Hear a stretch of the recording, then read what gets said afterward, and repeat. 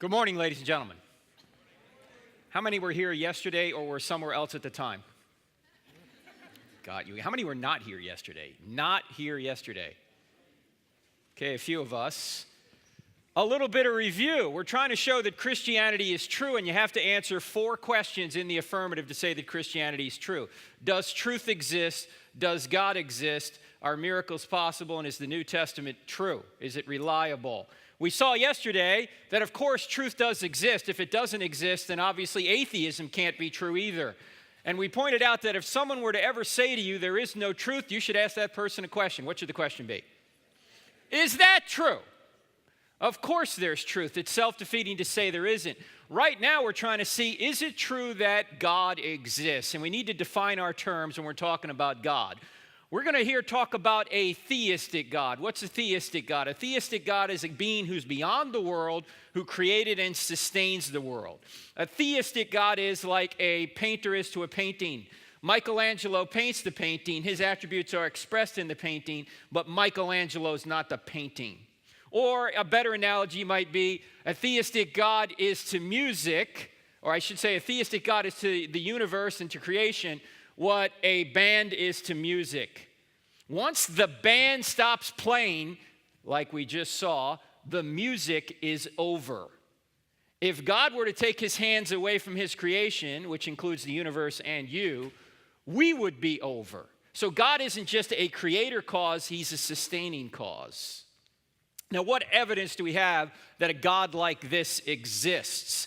Well, there are 3 lines of evidence. I mentioned briefly yesterday, we're going to give 3 arguments. The first argument is the argument from the beginning of the universe, known as the cosmological argument. Cosmological comes from the word cosmos, which means world or universe. It says if the universe had a beginning, it must have had a beginner. The second argument is the argument from design, known as the teleological argument. Telos, Greek word meaning design or purpose. It says if there's design in the universe and design in life, like you, then there must be a designer. Now, these 2 arguments have scientific evidence behind them. You can get evidence by looking either through a telescope or a microscope, which we'll do here today. The third argument, however, it's not scientific at all. It's more philosophical in nature, yet it's the argument we've all known since we were very small children. And it's the argument from morality known as the moral argument.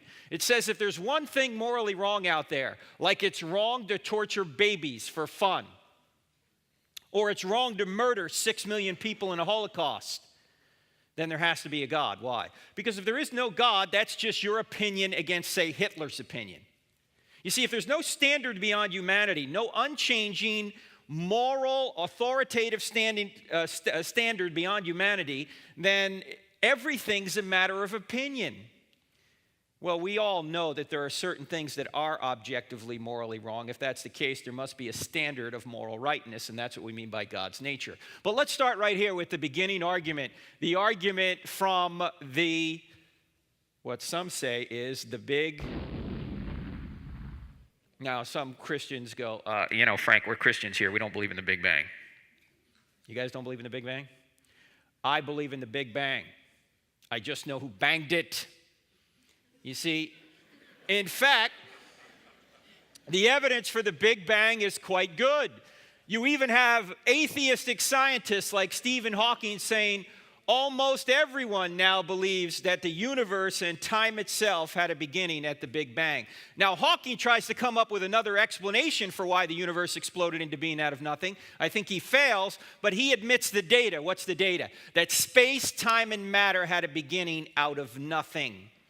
Another cosmologist by the name of Alexander Vilenkin put it this way. He said, with the proof now in place, cosmologists can no longer hide behind the possibility of a past eternal universe. There is now no escape. They have to face the problem of a cosmic beginning. 2 interesting words here. The first word is the word proof. Why would he use the word proof? In his estimation, the evidence is so strong that it constitutes a proof. That space, time, and matter had a beginning. The other interesting word is the word problem. Why is it a problem for scientists that there's an absolute beginning to space-time? Because that gets too close to the G word, God. And they don't want to go there. In fact, Einstein himself didn't want to go there. When he discovered his theory of general relativity back in about 1916, which implied that space, time, and matter were correlative, that they came into existence together. The great Einstein, in order to avoid that implication, divided by zero. Now, what are you told in third grade? Never divide by zero. You can go straight to hell for that. Well, the great Einstein divided by zero, and scientists later, looking at his equation, said, you've got a problem here, Al. The universe did have a beginning because you can't divide by zero. And he later repented of his mistake, and his theory of general relativity shows beyond any reasonable doubt that space, time, and matter had a beginning. In fact, the evidence is quite clear. It's all in the acronym SURGE, S-U-R-G-E. I'm just going to list the evidence here. I don't have time to explain it, but this is the scientific evidence that the universe had a beginning. Space, time, and matter had a beginning. This is all in chapter 3 of the book, which is on the book table back out there. The S stands for the second law of thermodynamics. The U stands for the fact that the universe is expanding, discovered by Edwin Hubble back in 1929. The R stands for the radiation afterglow. That's literally the remnant heat from the initial Big Bang explosion. Scientists have found it. They found it in 1965 and won Nobel Prizes for it. The G stands for the great galaxy seeds. Those are very fine temperature variations in the radiation afterglow that allowed the galaxies to form in the early universe. And E is Einstein's theory of general relativity, which I just mentioned. Now, this is having even atheists admitting that space, time, and matter had a beginning out of nothing.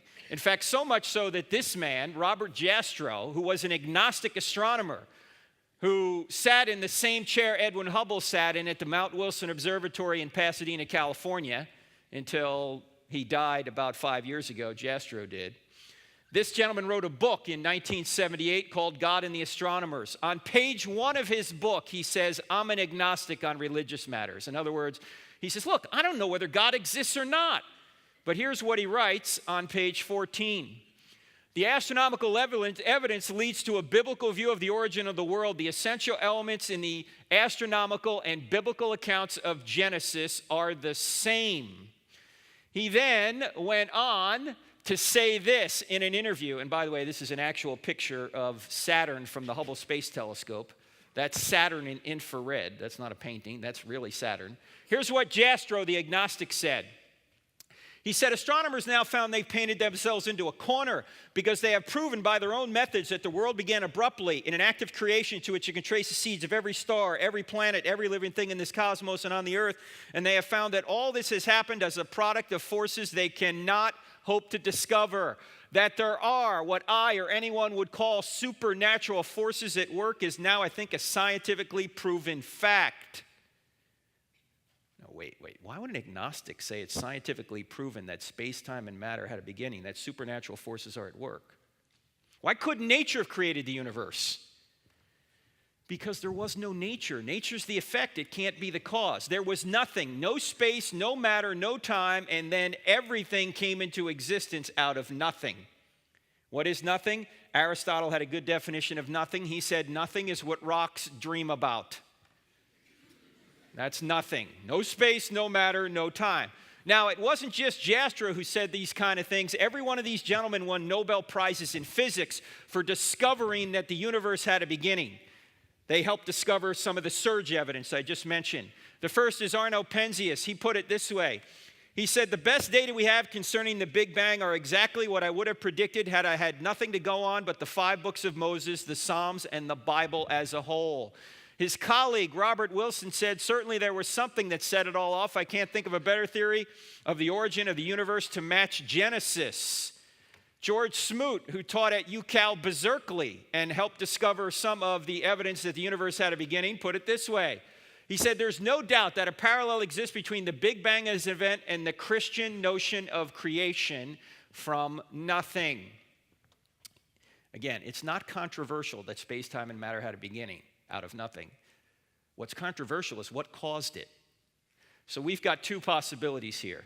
If the universe had a beginning, then it must have had a beginner. The evidence leaves us with one of the following 2 options. Either no one created something out of nothing, which is the atheistic view, or someone created something out of nothing, which is the theistic view. Now, my only question is this: which view is more reasonable?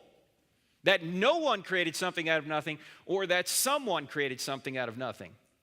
Now, I was at Texas A&M not long ago, and one atheist said, I think number 1 is more reasonable. I said, number one is, well, let's take a look at number two for a second. Number two says, someone created something out of nothing. Now, that is a miracle. But at least you've got a miracle worker. You've got someone, right? The question, or number one, is a miracle with no miracle worker. That's absurd. I said to show you how seriously everyone in here takes the law of causality. And by the way, the law of causality does not say everything has a cause. The law of causality says everything that comes to be has a cause. There has to be an uncaused first cause out there. Even Aristotle knew this. He called it the unmoved mover. There has to be something that's eternal that got everything else started.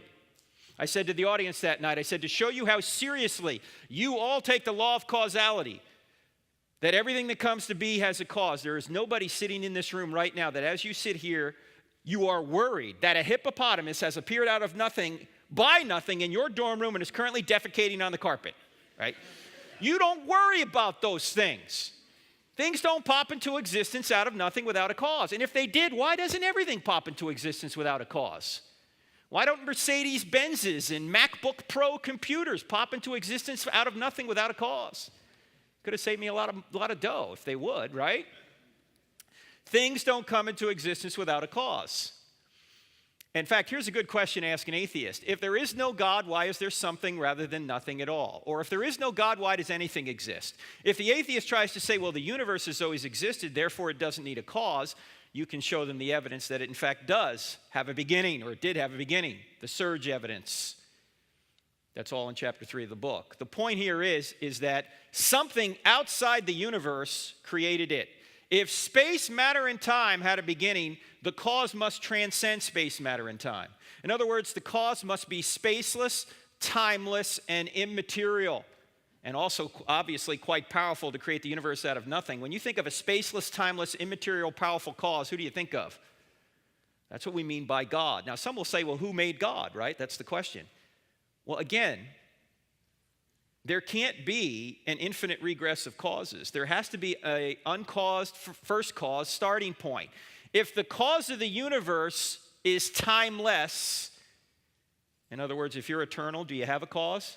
Do you have a beginning? No, if you're eternal, you didn't have a beginning. The cause of the universe, i.e. God, is eternal. He is the uncaused first cause. He didn't have a beginning. So asking who made God is a silly question if he's really unmade. He is the uncreated, uncaused first cause. Now, there's a lot more in the book on that, but I want to move on to the design argument. The bottom line to argument number one is space, time, and matter had a beginning, so the cause must be spaceless, timeless, immaterial, and powerful. We're about to see that this cause was also intelligent. Why? Well, the teleological argument shows us that there's intelligence behind the universe. This is the William Paley watch argument. If you found this watch in the woods, would you think it was made by natural law? You know, you're walking along, you see a diamond-studded Rolex, you pick it up, you go, I don't need to turn this in. This was made by the wind and the rain. No, you go, every watch implies a watchmaker. Well, it turns out that both the universe and you, life, are a lot more designed than a watchmaker. Let's take a look at the universe first. The universe not only exploded into being out of nothing, it did so with extreme precision. The very initial conditions of the creation event were so fine-tuned that if they were any slightly different, we wouldn't be here certainly, and hardly any chemistry would be here. In fact, this is sometimes called the anthropic principle. Anthropic comes from the Greek word anthropos, which means mankind. And this argument says that the universe is precisely fine-tuned for mankind to exist here on earth. It's also fine-tuned for there to be basic chemistry, because if the universe initial conditions were slightly different, we wouldn't even have galaxies. We wouldn't have basic chemistry. Now, how do we know this? Well, even Stephen Hawking, the great atheist, put it this way.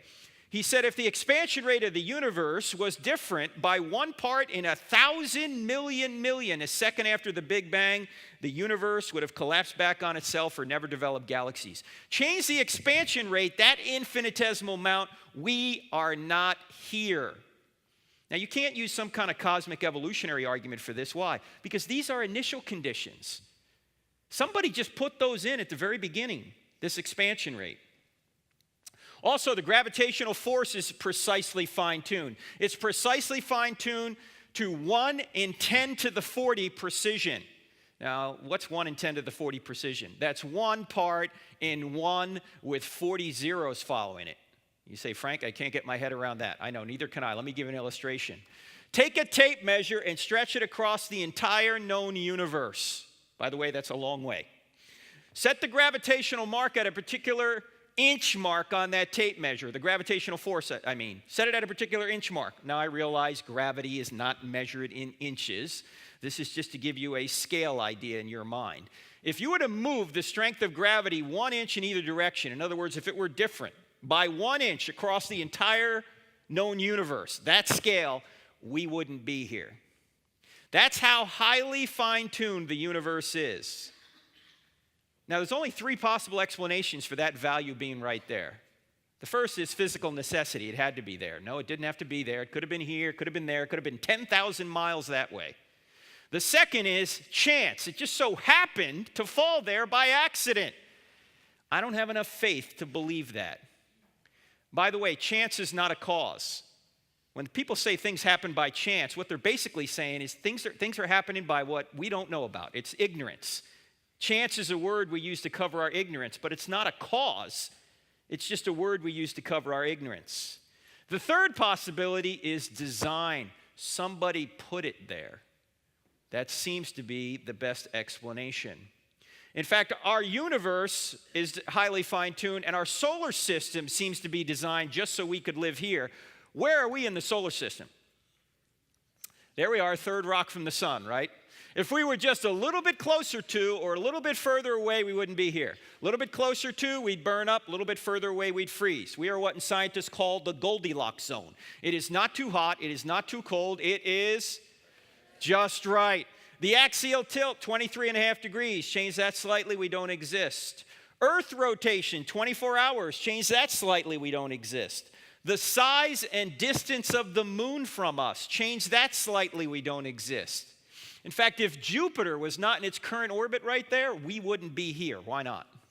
What does Jupiter do for us? Yeah, Jupiter takes away the meteors and the space junk from us, and so does Saturn to a certain extent. Why? Because their gravitational force is so much greater than ours that it attracts most of the dangerous stuff to it rather than us. In fact, if you take a close-up look at Jupiter, you see what these purple marks are? Those are comet fragment strikes that are bigger than the Earth. Thank God for Jupiter. Because if Jupiter wasn't there, we wouldn't be here. In fact, I saw the Drudge Report a number of months ago. It said, scientists think major meteor to hit Earth in 2040, which is in your lifetime at the end of mine. But I am rooting for Jupiter. Maybe Jupiter will pull it off a little bit. Anyway. In fact, you want to see the size of Jupiter? Check this out. Jupiter, Saturn, Uranus, Neptune, Earth. Look at poor Pluto down here. You know, Pluto recently has been demoted as a planet. I don't know about you, but I think it's size discrimination. Take a look at this. You can hardly see Pluto. Take a look at this. That's Arcturus. That's another star in our galaxy. There's the sun over there. Jupiter is 1 pixel in size on this scale. Earth is invisible. Pluto, forget about it. All right, keep an eye on Arcturus. You got Arcturus there? Now take a look at this. Where's Arcturus? There's Arcturus right there to the left of the white star Rigel. That's Antares, another star in our galaxy. The sun is 1 pixel in size on this scale. Jupiter is invisible. Earth, Pluto, forget about them. This is just in our galaxy. In fact, if the Earth was the size of a golf ball, Betelgeuse here would be... What's so funny about Betelgeuse? It's the name of a star. If the Earth was the size of a golf ball, Betelgeuse would be 5 or 6 Empire State Buildings high. The heavens are awesome. Another anthropic principle, the average distance between stars in our galaxy is 30 trillion miles. All that distance is necessary for us to exist here on Earth. If it was any different, we'd have gravitational interference and we couldn't stay in orbit and we wouldn't be here. Now, 30 trillion miles, how far is that? Far. Take you at least 2 tanks of gas and a Toyota Prius to go 30 trillion miles. That is if the gas pedal doesn't stick. I was out in the Desert Museum a number of years ago at night. If you've ever been to Tucson, Arizona, out there's a desert museum a bit far outside the city.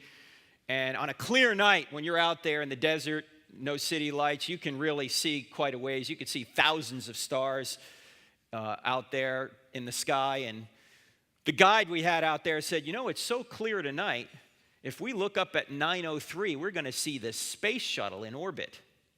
I said, oh, come on, we're not going to see the space shuttle in orbit. It's only 120 feet long. It's 350 miles up. Oh, me of little faith. At 9:03, the guide goes, look! And we look up in the sky, about 70 degrees above the horizon, there's an object streaking across the sky out of the west, relative to us, about like this.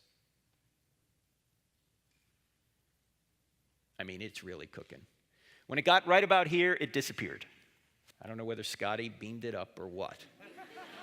But it was just cruising across the sky. Actually, probably really what happened was, despite the fact that it was very dark where we were, the space shuttle was so high up that the sun was still reflecting off it.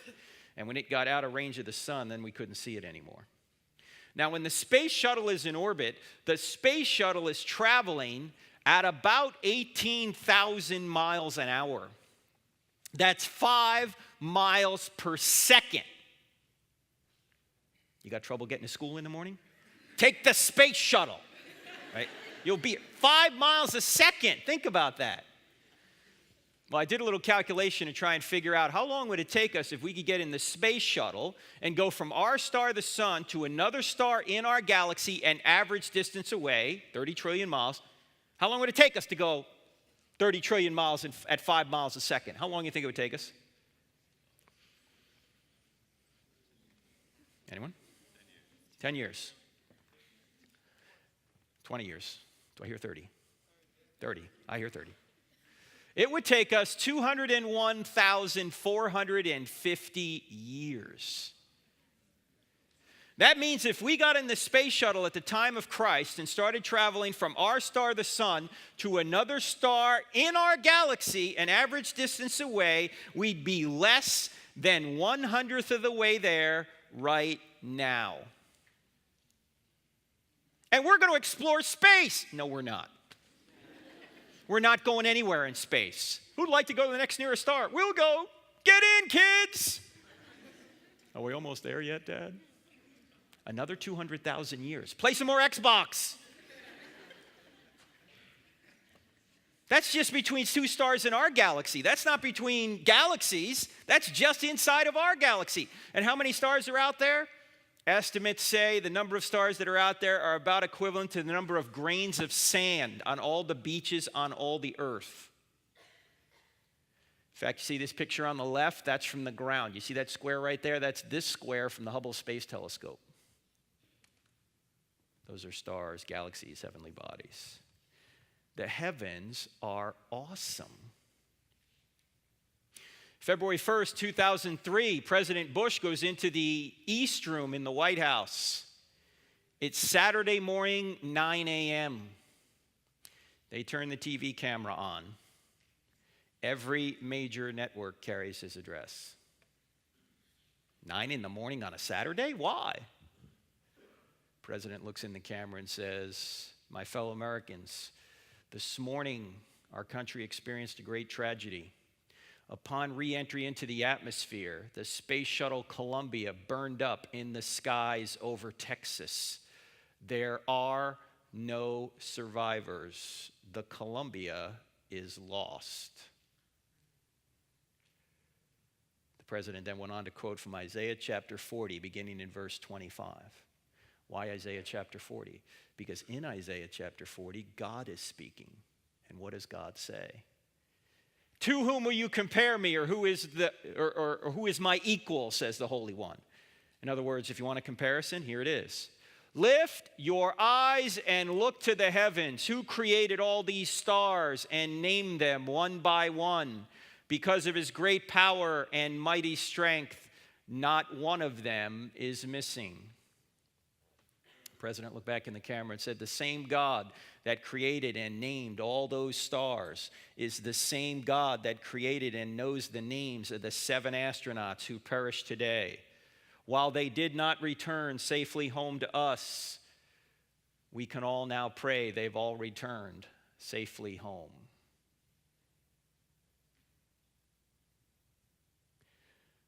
You want to know who God is? Most people have the wrong idea of who God is. We think God is like a big angel. God is not a big angel. You want to know who God is? Remove all limits from your mind. That's God. If he's an ounce of any attribute, he's infinite in that attribute. If he's an ounce of love, infinite love. Ounce of justice, infinite justice. Ounce of power, infinite power. He is the standard by which everything else is measured. Why is there a second commandment? Thou shalt make no graven image. At least one reason why is there a second commandment. Because any image you make of an infinite being necessarily limits his majesty. You can't draw a picture of infinity. Everything in our experience is finite, it's limited. God is infinite, unlimited. So you can't draw anything that would contain his majesty. That's why the Bible continually says, you want to know what God's like? Lift your eyes and look to the heavens. The heavens declare the glory of God. Because when you look at the heavens, what do you see? A virtual infinite expanse. That's the point. That's why Psalm 103 verse 11 says, God's love to those that fear him exceeds the height of the heavens above the earth. How high are the heavens above the earth? Number of stars equivalent to grains of sand on all the beaches on all the earth. 200,000 years at 5 miles a second between those stars. From our perspective, infinite. That's the point. Not only are the heavens designed, but life is designed. Let's take a brief look at life. First of all, let's go back to the very beginning. This is an amoeba. The Darwinists say we all evolved from something like this. You heard of the theory of macroevolution, from the goo to you via the zoo? Okay, this is the goo. Now, in Darwin's day, this was not considered to be any big deal, that maybe non-living chemicals could come together without intelligent intervention, create the first living thing, and then natural selection could take over, and before you know it, here we all are. In Darwin's day, it was not known how complex life was or what was inside of life. Now we know. And in fact, in order to explain what's inside of life, I need to take you to your breakfast table. Oh, by the way, here's an important observation. You notice how this thing does not say made by God or made by natural forces on it? This is what I mentioned briefly yesterday. Science does not tell you where that thing came from. Scientists try and tell you where that thing came from. Science doesn't say anything. Scientists interpreting the data try and tell you where it came from. Well, I'll let you interpret the data as to where it came from. And in order to do that, we got to go to your breakfast table. How many people in here like alphabet cereal? Anyone like alphabet cereal? All right, let's suppose you're a teenager and you want to have a bowl of alphabet cereal. So you come downstairs one morning and you see the bowl or the box is knocked over on the table, and right in the middle of the table the letters spell, "Take out the garbage, Mom." What are you going to think? The cat knocked the box over? Earthquake shook the house? No, you're going to say that that's intelligent design from an intelligent being, Mom. Or let's suppose you're walking along the beach and you see in the sand, "John loves Mary." What do you assume? The waves did that? Crabs came out of the water and made that message? No, you're going to say that that is the sign of an intelligence. Because you know that in all your previous experience, messages only come from minds. Well, if that's the case, where does this message come from? DNA. The 4-letter genetic alphabet that all of us have. You have DNA, I have DNA, a banana has DNA. Now the question is, where does this message come from? DNA is a message. In fact, it's such a message that even atheist Bill Gates says this: DNA is like a computer program, but far, far more advanced than any software ever created. Where do codes come from? Where does software come from? They come from coders, programmers. And even if you could explain where a subsequent program came from, where did the initial program come from? Can you just mutate a program and things are going to be fine? What do you think would happen if you started just randomly mutating MS Word? I mean, it already doesn't work, right? It's going to be worse. The point here is DNA is like a message. It's like take out the garbage mom. It's just a lot longer than take out the garbage mom. In fact, inside of you, your code is 3 billion letters long. And all those letters are in the right order. Unless you have a mutation here or there, they're all in the right order. Where did that come from? In all our previous experience, it comes from a mind. You say, well, how much information is in something simple, like an amoeba? Well, an amoeba is not so simple. In fact, the amount of information in an amoeba, and by the way, an amoeba is a very microscopic kind of creature. You could line up several hundred in an inch. Inside of each one of those amoebas, you've got 1,000 volumes worth of information inside a microscopic amoeba.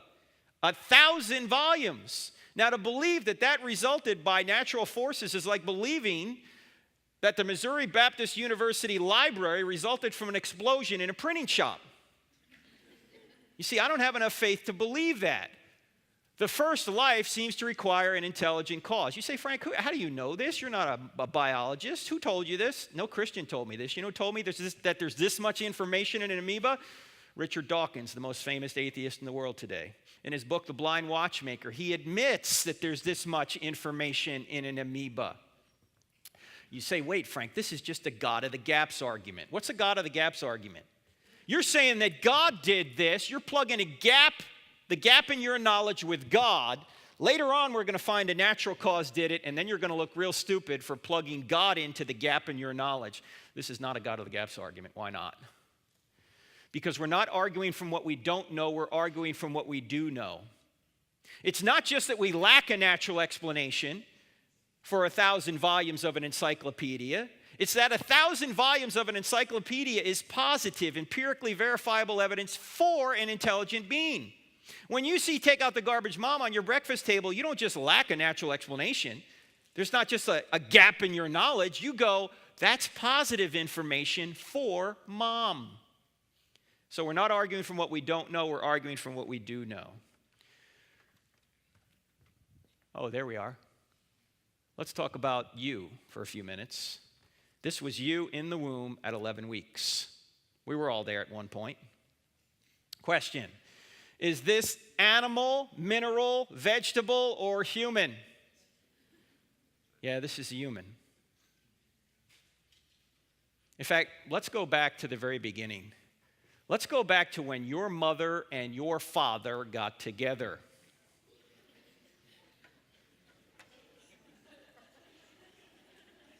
Have you guys had this talk before? In case you haven't, I'll try and be discreet. When your mother and your father got together, your father sent the entire population of the United States 300 million soldiers toward your mother's egg. And then there was a race. And you won.